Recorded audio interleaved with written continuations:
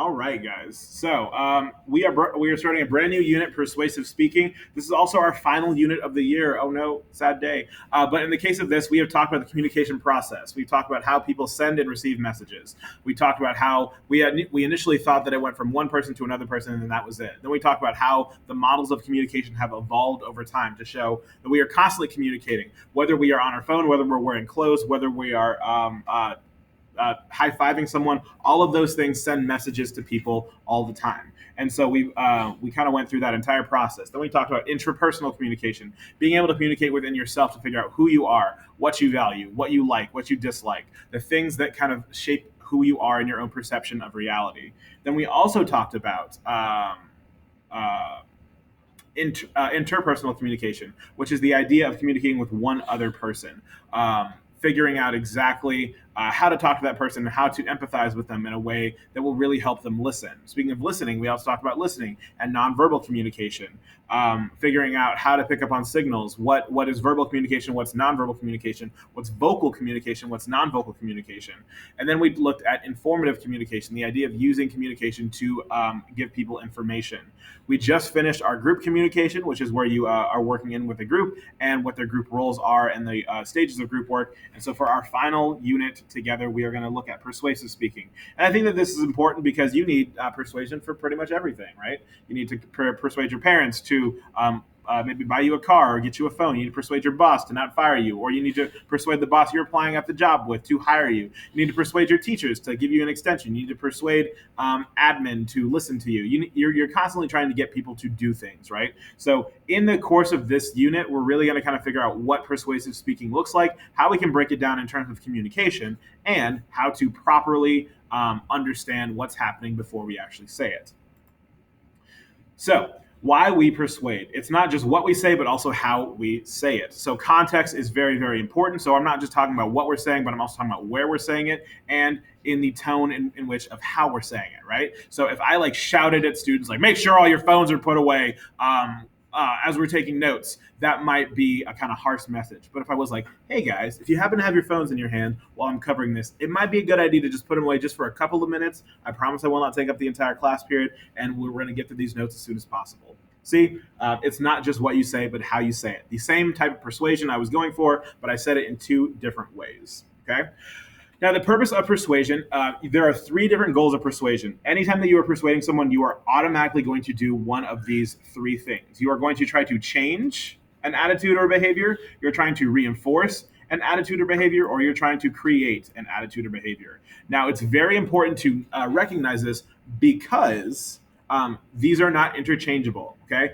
Because it corresponds with the audience that you have. So if you have an audience that is hostile, you don't want to reinforce them. You don't want to see a bunch of people with like pitchforks and torches and like guns and like, all right, we're gonna go attack them. It's a very hostile audience, right? You don't want to be like, oh yes, absolutely, go off, kings and queens, go ahead and burn down that society. No, that's not how that works, right? So if you see a hostile audience, you want to change their attitudes and behavior to make them unhostile. If you see a friendly audience, you want to reinforce their beliefs. Okay, so kindergarten teachers, when they have all their kids, the kids are really excited, so they want to constantly reinforce them. So whenever they are trying to get them to do something, they're probably going to reinforce that friendly behavior. If the kids are sitting in a circle, the teacher will say something like, good job, I really appreciate that.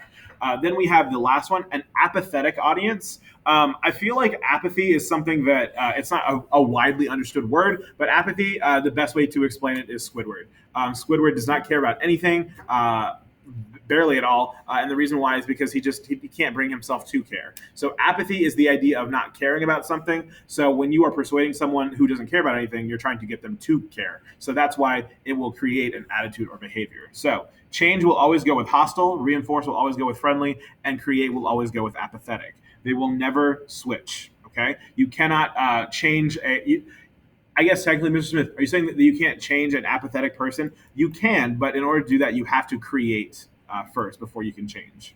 Okay? Because if they don't have an opinion on it, then they're apathetic. If they do have an opinion on it, they're either hostile or friendly. Okay? Let's move on. The three types of speeches are the speeches that change attitudes or behavior, reinforce attitudes or behavior, or create attitudes and behavior. Simple enough, right? So, any type of persuasive speech, any single type of commercial, any kind of ad, all of that is going to stem to the fact that one of these types of speeches to reinforce, change, or create our attitude and behavior.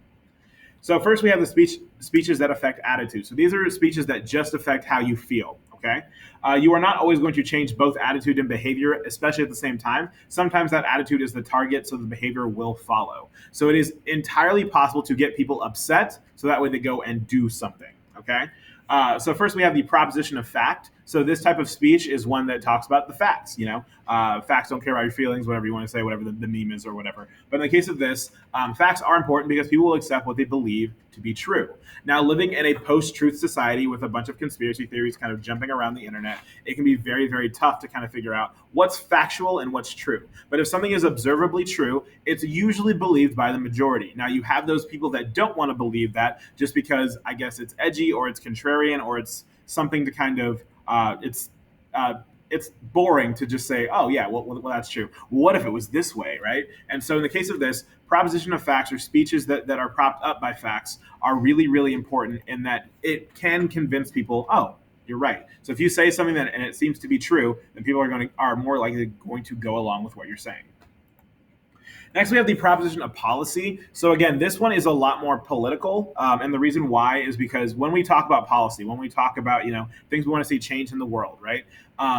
We can't just do it on our own, right? If I wanted to say, okay, no more late points for all students ever again, I can do that in my classroom, but I cannot do it at the like in every classroom. I can't do it at the state level or even the national level. So therefore, I might have to make a speech in which I propose a policy to abolish late penalty points. Okay, so a proposition of policy, this type of speech asks for the support of a policy. It suggests a course of action that a person should take. Usually, in this case, it would be voting.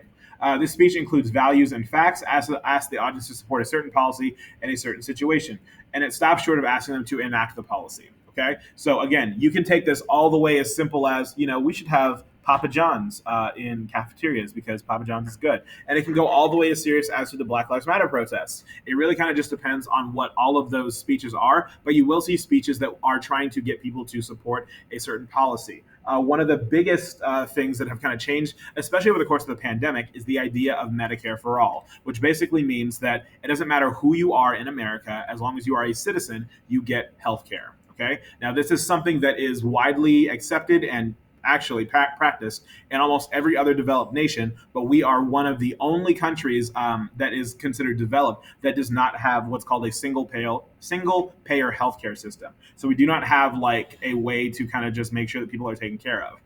And if you have no idea what I'm talking about, in England, if you're sick, you go to the doctor. They ask you what's wrong with you. You tell them what's wrong with you. They give you a prescription, and then you go home and you Google how much it would cost in America. I'm kidding, but in the case of this. That is one policy that people are really, really talking about. I think that's also why Bernie Sanders was really, really popular with a lot of like in 2016 and also just this past year with a lot of students that were talking about him.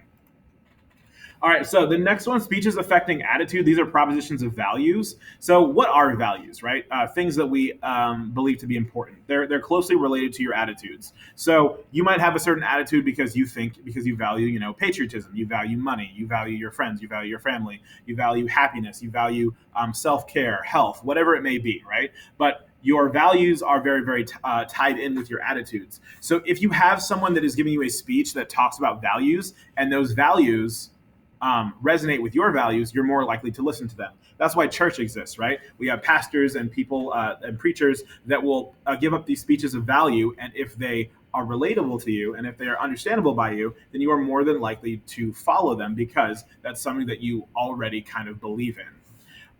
Values are also related to facts, so you have to include facts in value speeches. Absolutely, right?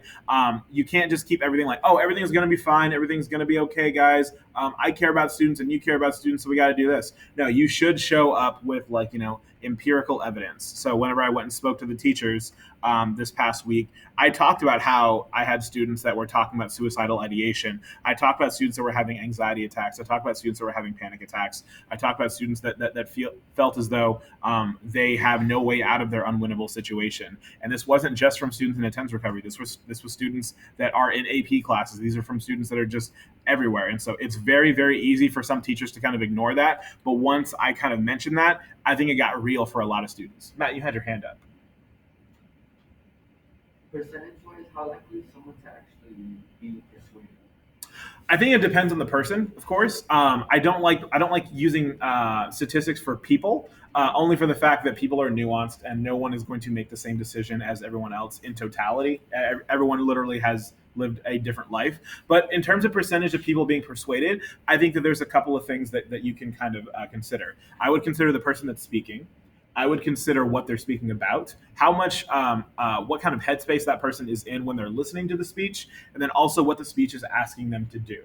So, based off of those four things, that's kind of how I would figure out the percentage of people that are likely to be persuaded.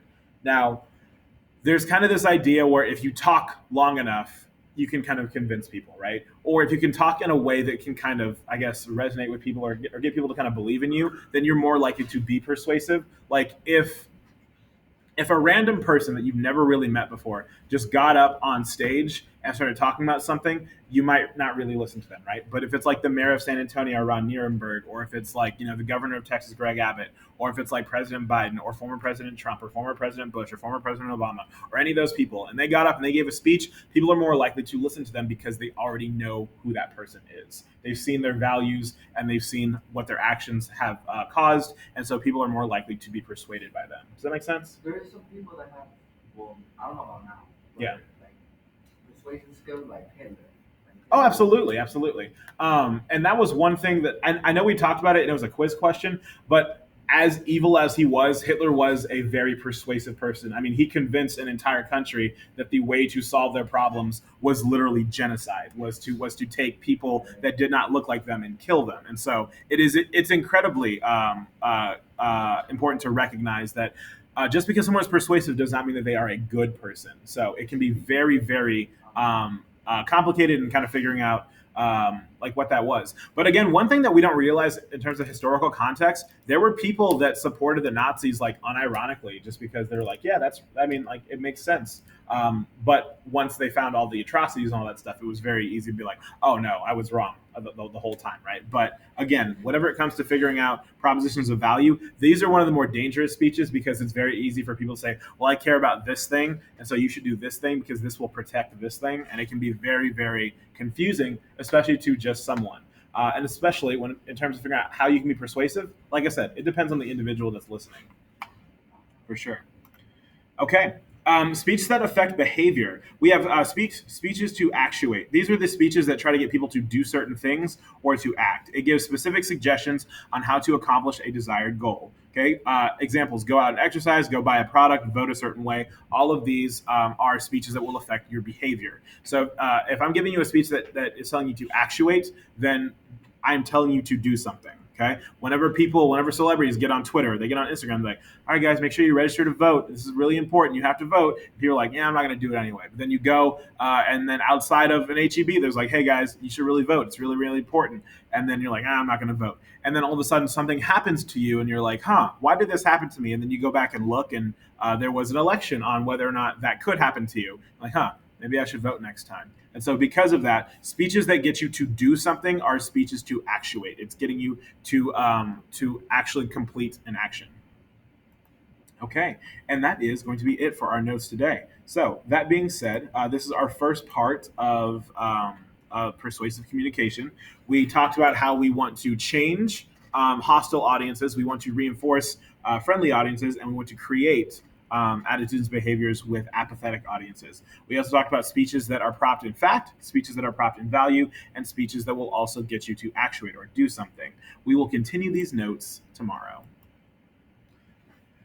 I didn't stop sharing.